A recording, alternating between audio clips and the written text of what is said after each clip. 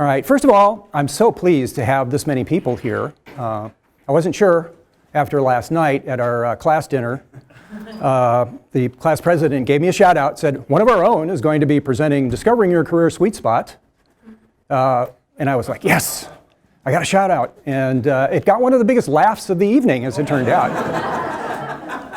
And I didn't, you have this emotional reaction like, oh no. And then I heard from the back of the room, too late for most of us. And as I thought about that answer, and that's probably after a couple of alcoholic beverages, I thought that, well, wait a minute, statistically, I've got 20 productive years ahead of me if I want them. And statistically, that could be 2, 3 more gigs, and they could be really cool gigs. Some of the best. I had breakfast with a guy today from class of 68, congratulating him on making it 50 years out. And he's building a business that most people would be retiring from.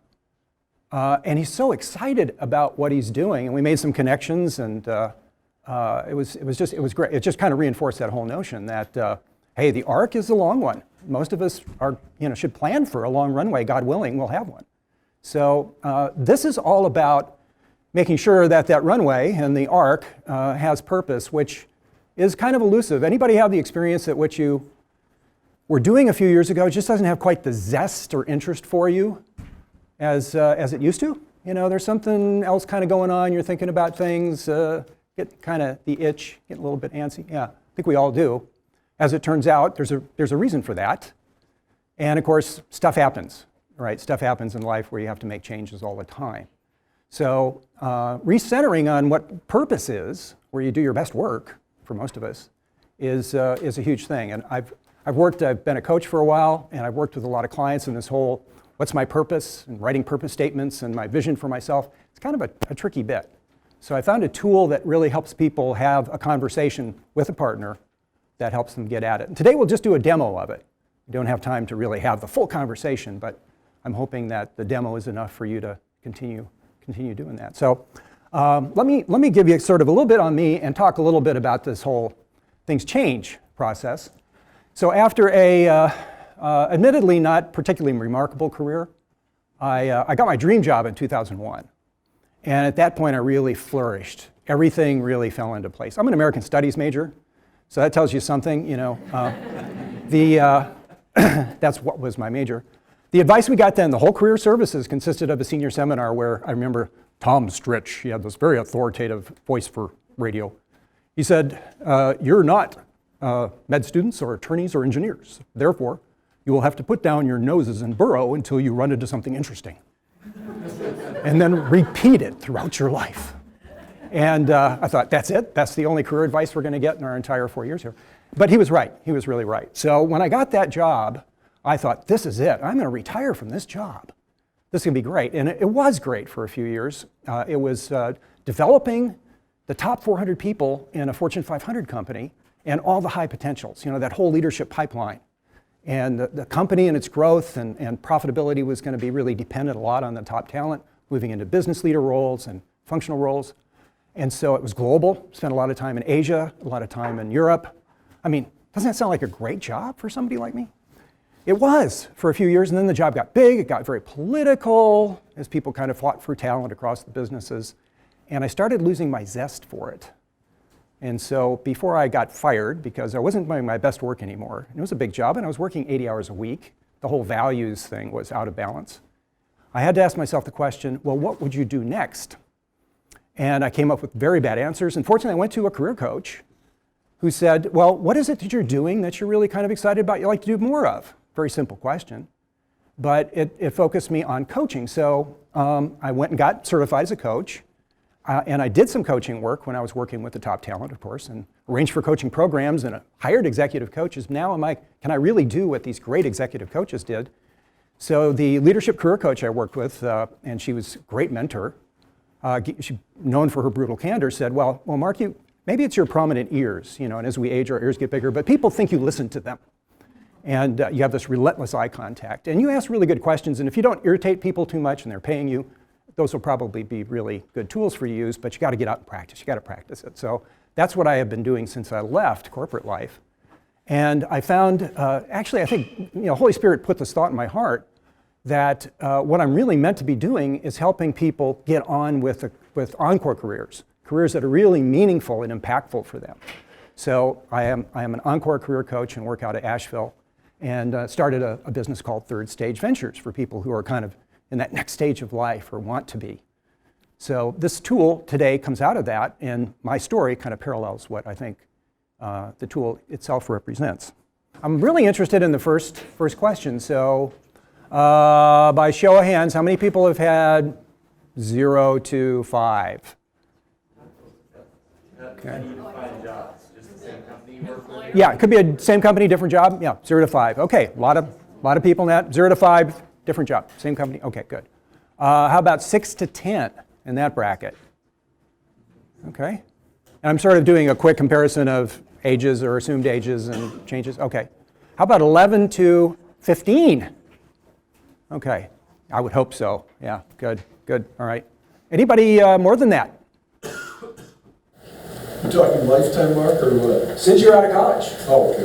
Okay. Different companies or same company? Could be the same company, but a different job. Oh, yeah, 100.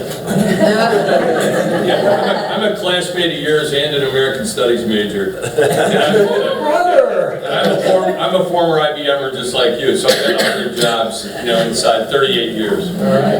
Well, hey, we got to talk. Okay. We do. Because Tom Stritch, I still have my Tom Stritch statue at home, so. It still inspires me today. Every day. Okay, all right, let's keep it. All right, good. All right, good. Well, hey, what is anybody hear the statistics? How many typically can you expect? Not career changes necessarily, but job changes? 10 to 15. And that's over a longer working life than most people traditionally in the past have had. So one question on there is, do you expect to retire or work in retirement? Anybody answer that question? Any thoughts about that? Yes. Yeah, I retired 4 years ago, and I was retired 4 years ago. You unretired? No, I'm still retired. Okay. So my whole thing now is just doing part-time stuff that's more volunteering, that's more just, things that make me happy. Yeah. That's my whole goal now, is what makes me happy. I did my 30 years. Yeah. I did my prison term with 30 years of work. And 30 to life, and you got it. Good behavior there. I got out for good behavior, and I spent the next 40 years doing what I want to do. Good. Good for you. Good for you. Okay. That may be a version of most of our dreams. I'm going to assume that people would like that, because most of it, and I found it, I work with a lot of millennials. I never expected to. But it's really about having the kind of experiences in our life, making productive contributions, but really putting together that mosaic of experiences. And so when people leave a great career, they have this structure around them. They're known as a professional or a leader or whatever they've been known for, their reputation, their market value, all of that. And they're focused more kind of on their legacy. It's like, so who am I? And we used to think about that as what, midlife crisis? People start thinking about this at midlife. Is this all there is? Is this, am I doing what I'm supposed to be doing? Is this my purpose in life? And in fact, and this whole field of adult developmental psychology is pretty new, about 30 years worth of data. But data shows that we go through these mini, I wouldn't call them crises, but transitions internally, regardless of what's happening in the companies we work for or the environment around us or restructuring or the economy. Internally, we're going through these every 5 to 7 years. And what happens in the little arc there, and I'll just talk a little bit about this, the beyond, of course, is a lot of people are doing stuff in their 70s and 80s, right? And doing some of their best work. But they're doing it as you just talked about. Yeah, gives you pleasure. So this whole arc here, those little arcs represent sort of a blow up of that, a transition zone. And as I talked about in my own life, at the beginning, it's exciting, right? You're challenged, you feel whatever it is that you're doing, you're putting a lot of energy into it, focus, you're learning stuff. And then in the mid, you're kind of on top of it. You may have had a knack for doing it, but now you've developed some of the skills and the perspectives and the colleagues and people, feeling good about it. Over time, things change. Maybe the people you were working with, some of them start to go in different directions, as we all tend to do, or the challenges just aren't the same, or you need something more. You're ready to go again. So purpose shifts with that, and the whole purpose of discovering or rediscovering your career sweet spot is to give you something so you can have a meaningful conversation about it. And how is purpose important in your work? What about when you're just launching your career, where you're at the beginning of it? Is purpose as important as it is to you? Well, purpose is one piece of it, but value is a bigger word that I like to Okay. use. What, okay, I have a purpose that I needed to do this, but what is the value? Is it a value to me, and do I feel better for what I'm doing? And is it a value to the people that I am working with? Are they getting something out of it? As opposed, the word purpose, Yeah, those words. have quite the positive spin that I like value has. I like your take on value, and there's other takes on both words, right? But okay, any other responses to that? Yes. I think as a student at Notre Dame, many of us are seeking jobs that have a deeper purpose for the community or the world. So I interpret that question as, is this impacting a greater purpose than myself? Yeah. And so as a millennial, that's, yes, that is the most important thing when I was choosing a job. Okay. So it's at the center for some people. Yes. I work in medical device marketing, so we make products that literally save lives. So for me, the quick answer is we're saving lives, but what I struggle with is what is my purpose? Like, that's the shtick answer, and it's legitimate. I mean, it's the foundation, but I'm at the point now where I'm like, what's my purpose? Yeah. Like, what am I doing here? Am I making an impact? And that's what I struggle with right now, besides the fact that I need a paycheck to provide for my family. Yeah. Thank all of you for your comments on that. And yours in particular, because it gives me a nice segue into the next slide. Because in fact, a lot of people that I work with, they will kind of give me, I work for an organization, or I feel part of something bigger than myself. But when we talk about their purpose, well, what about the talent? What do you bring to that, right? And can you bring more value? Is there a different way that you could be serving the needs that you really want to serve? Yes, sir. Yeah, I would just say that I agree with both on this part of it. I really liked the whole transition piece, but there was a book that was huge for my career. I remember it's called The Go-Giver, and it really talked about value and how you go about giving value, and the degree that you can give and create value in the marketplace was the degree that you can be compensated in some form or fashion. Okay. So it was a matter of how you leverage that impact. But the other part of it, first thing was always about how can you make an impact. Like, the fact that if you didn't exist, something would have happened. Yeah. So how could you actually create something that existed because you were there? Wow. And it gives you kind of that internal justification. So I agree with what Ellen was talking about. We all have to bring in paychecks unless we're wealthy. But while we're doing it, what can we do to actually intrinsically feel value by creating something? Yeah. Well, great. And it's the Go-Giver? Yeah. Would you mind, my email's on the bottom of the back page of the handout, would you mind shooting me an email with that? Okay, great. My brain's a sieve, so I probably won't remember it in 5 minutes. Okay, good. And what we're about next is, if I get this clicker to work, is what's your purpose in your work now, right? What's your purpose in your work now? Because as we know, it's going to change. It has changed, probably.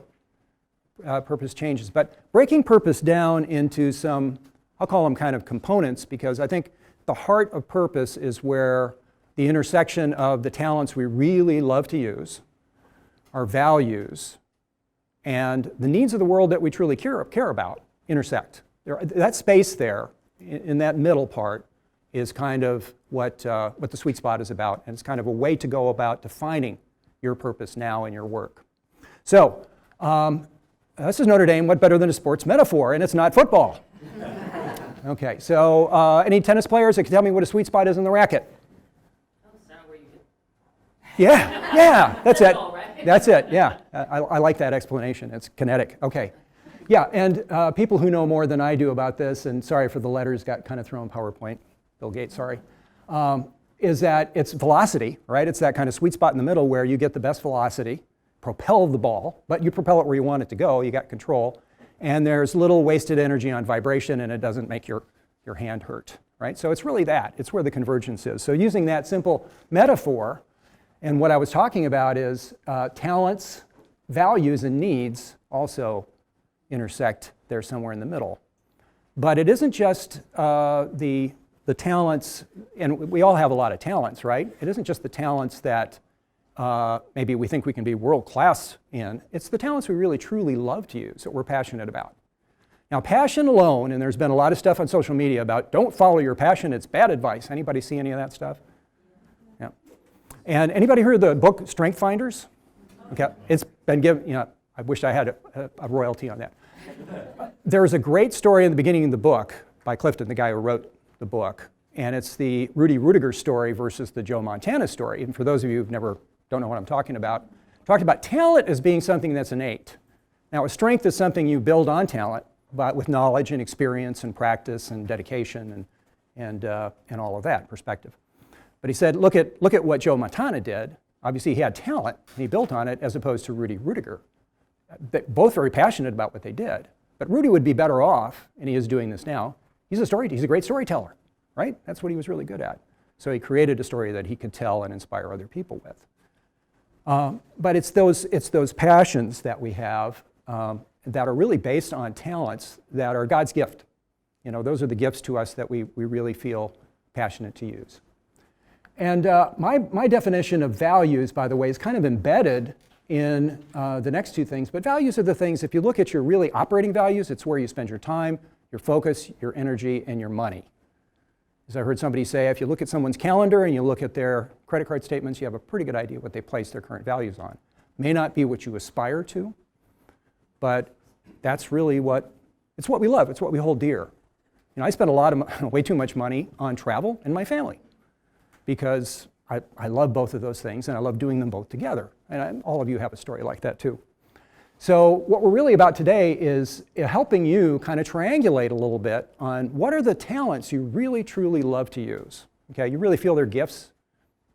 Maybe they're worth developing more. Maybe you're already doing it in your work. A lot of this validates what people are doing. I was talking to a millennial and asked her to try this out, and she's a domer, and she had made a transition into an industry where she's doing much more creative work now, and she was like dead on, right in the middle of her sweet spot because she's doing that kind of creative work and using her talents.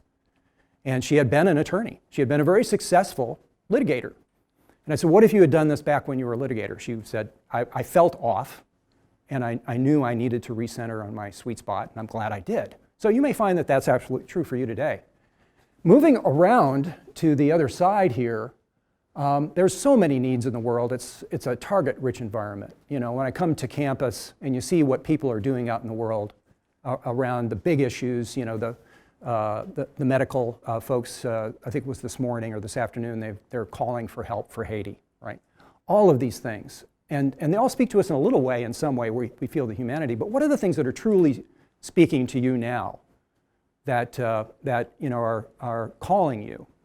And for me, and I do think it was the Holy Spirit saying, people who have so much to give in their 50s and 60s and 70s, and they're trying to figure out how to do that, you could apply those coaching skills to those people.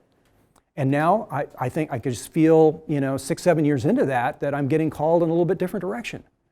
And it's wonderful. And my coach mentor told me, she said, you got to decide who are the clients that you want to work with. And they're not always going to be the same clients.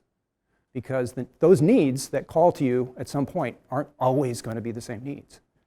So like all those little arcs that we go through, it's good to recenter on those. So with that, it's time for you to talk again to each other. And on the back of the handout, there are some questions. Again, they're for your guidance before you start turning to each other and talking. And tell you what, it's kind of stuffy in here. Anybody else noticing that? Okay, and it's a big room. If you promise to be back on time, I will say you can leave the room because you're going to have about 20 minutes, okay? But you got to promise to be back on time, okay? Okay, well, you're going to have about 10 minutes each person, so 20 minutes. Here's what I would like you to do. I would like you to take turns, 10 minutes each, and I would like you to ask questions. Matter of fact, the person you're asking the questions of could point and say, ask me that one, ask me that one. Try to ask the first two questions because they kind of work with our sweet spot diagram. Try to ask those, but look, this is for you. So anything here that feels provocative to you is going to be a good conversation. Have it. It's just a sample. It's 10 minutes. Okay? And when you are listening, truly listen. You don't have to engage and respond and interact. Just listen. It's a gift, right? Just give them your full attention. And then switch. Okay, so if you can keep track of your own time, anybody in the room, I'll do that. Anybody who wants to get out of the room can do that. And I'm not recommending you leave the room. Stay here, that's wonderful. But I was just noticing how maybe it's my wearing a sweater vest on a day like today. I don't know why I did it. Okay. Wow, a lot of energy in this room. Unleashed. So we're going to wrap up this exercise. I ask people typically one word to describe what your experience was, being able to talk for a few minutes about your answers to these questions. And some people say it was validating, really validating. How many people thought validating, good word? I saw some heads nod. Okay. Others? Other one word, what was it? The recentering. That was a kind of great word. Enlightening. Enthusiastic. Okay. Good. Anybody frustrating? And you don't have to share it, don't have to raise your hand. No. It should be frustrating for Janet, because I'm so egocentric. But the value of a mentor or somebody who knows you well to be able to help you see sometimes things in yourself you may not see, or things you kind of know about yourself but somebody else notices, and it's really not common. Yes, up there. Yeah, I thought it was very refreshing because I never focus on myself. So, you know, I'm focused on work or a not-for-profit group that I volunteer for, or my child who's 9. So it was really nice to focus on me. Good. Well, thank you for giving that gift to yourselves and to each other. I remember the first time that I did this, I felt kind of frustrated because I didn't know the stuff I wanted to do.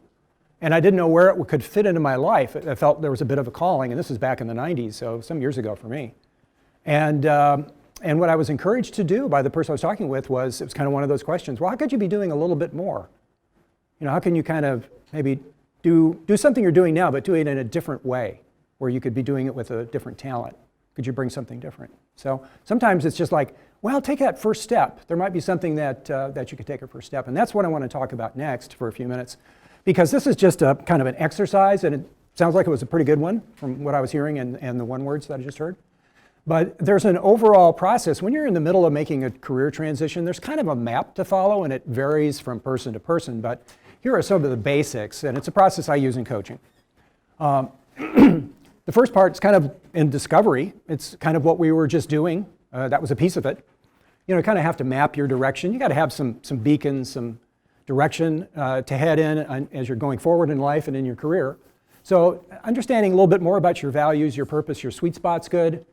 Also understanding your drivers, your barriers, and frankly, your fears and what's been tripping you up. We all have them. Carl Jung called it your shadow self. If you don't manage your shadow manages you.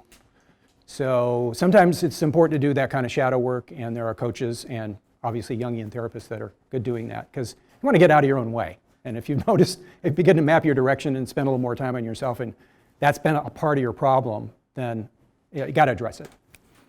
And then a really fun part, and it's not totally sequential, they overlap a lot, really fun part is design. And so I had somebody through Irish Compass that connected with me, and they're going to be leaving a law practice in a year. And they've decided I'm going to use this last year in my law practice to try some different things. They're kind of interested in teaching, but they're not really sure what that is. I said, great. So you can try some things out. Try some, I call them projects or prototyping. You know, take something a question you want answered and go talk with people or shadow someone. That's what he's ended up doing. He's actually shadowing some people who are teaching very practical aspects of law in community colleges. He's got a lot of knowledge he'd like to use that he hasn't been able to use in the firm that he knows would be helpful to people learning to be paralegals and so forth. So that's a good example, I think, of taking time to kind of learn some stuff going into your next transition that you've been thinking about. But that design process actually applied to life came out of a course that's been taught 15 years at Stanford called Designing Your Life by two former Apple employees. One was led the mouse team, first mouse ever created, and the other one led the MacBook Pro team. And they had to design products that nobody had actually used before for the user experience. Said, you know what, life is a user experience. We should be teaching Stanford students how to design their life. So they applied those kind of design principles to wayfaring. It's not a problem-solving engineering process of how do I get to A to B? What is B? Where is B? What's B all about? How do I find that? So it's a wonderful way to kind of continue that journey, and that's one of the references I have for you here is Designing Your Life. And then it's really developing. As you're designing, you're developing. You're growing your community, your perspectives, you're connecting with new people, you're developing probably some new skills and accessing some new resources. So it seems kind of intuitive, but if you kind of get coached through that process and apply some very straightforward tools and frameworks, the word I was looking for, you can increase the odds of being successful and more fulfilled in the process. So with that, I'll just reference, and again, shoot me an email. I'm happy to send you the slides because I'm not sure where they're going to be, if they're on Irish Compass or anything. And I referred to Designing Your Life. That's great at any career stage. You know, undergraduates at Stanford, it's the most popular course on their campus. Life Entrepreneurs is kind of inspiring. It's also really informative. It's written a few years ago by a couple guys who researched people who were not just business entrepreneurs, but they had kind of created a life around what they wanted to do, included businesses. But Cory Booker was one of them. There are quite a number of them, and they studied. And then the Encore Career Handbook was written by somebody in her early 40s, not quite an Encore career person the way that you typically see it. But again, she was not doing what she felt she was meant to be doing, and she got really interested in, well, what do you do after you've had a 15-year career or a 30-year career, and you're ready for something new? So she put this handbook together. There's great resources and ideas, and there's a network called Encore.org in most major cities in the United States. And so there's, yeah, look at that. Chris Farrell, if you remember that name from Marketplace Money, he was one of the guys that started Marketplace Money. He's an economist. And he said this whole retirement thing has been and gone.